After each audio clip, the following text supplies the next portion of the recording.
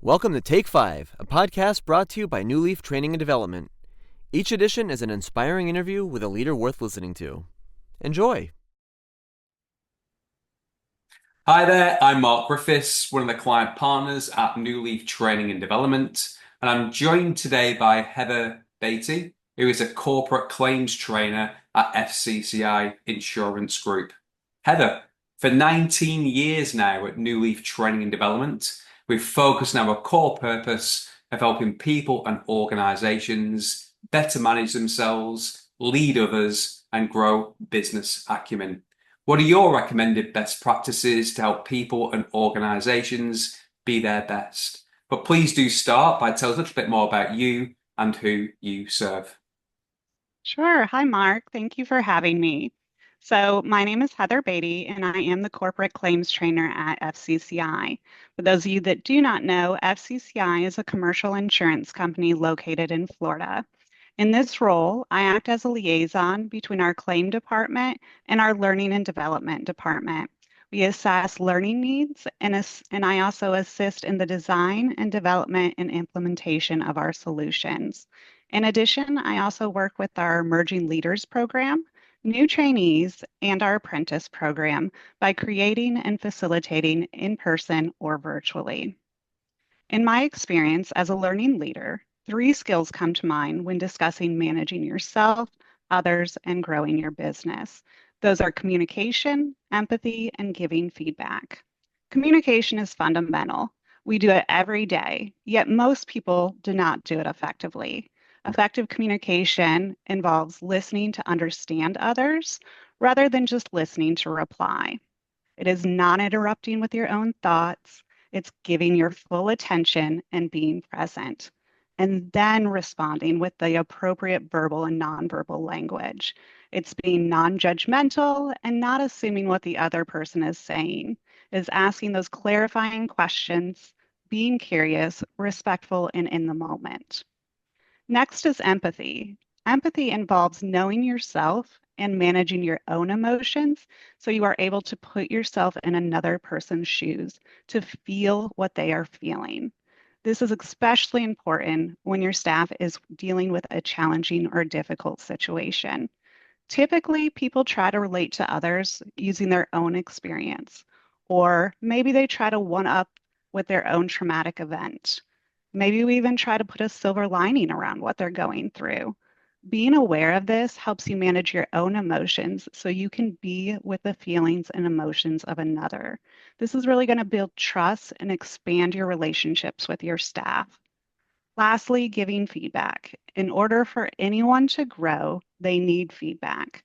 Feedback comes in 2 forms, constructive feedback and recognition. Both are needed to grow people and your business. If someone is doing a great job, the way to keep that behavior going is to recognize that behavior. This can be done privately, publicly. Recognition can come in many forms: an email, a thank you note, a treat, or even a bonus. What is extremely important, though, is when you give recognition immediately. Don't wait for your performance review. Don't wait for your quarterly meeting. It is more impactful to sustain behavior if you recognize that behavior when or right after it takes place.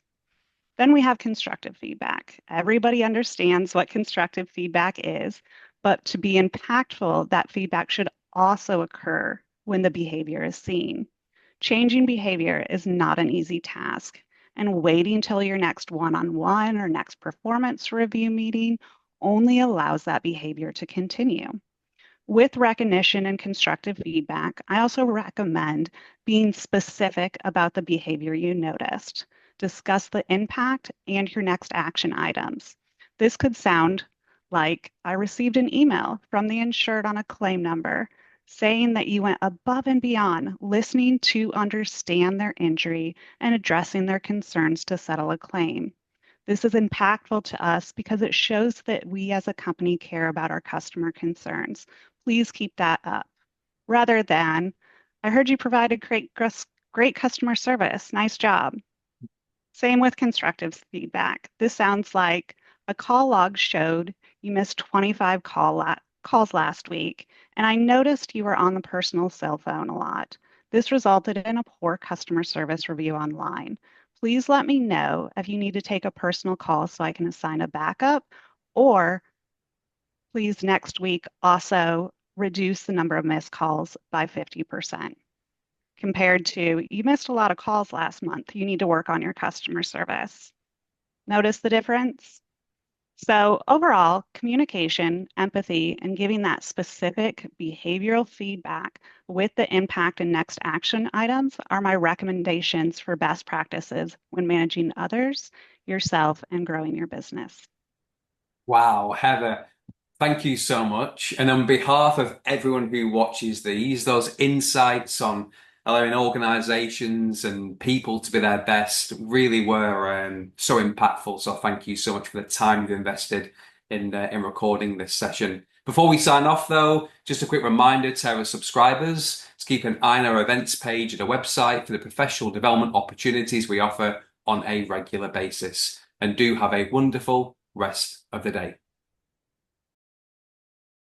I hope you found that interview useful, and if you did, feel free to rate, review, and share this podcast. We'll be back next week with another episode, and we also invite you to check out our other weekly podcast, Going the Extra Mile, which is sure to lift your spirit and encourage you in today's working world. Bye for now.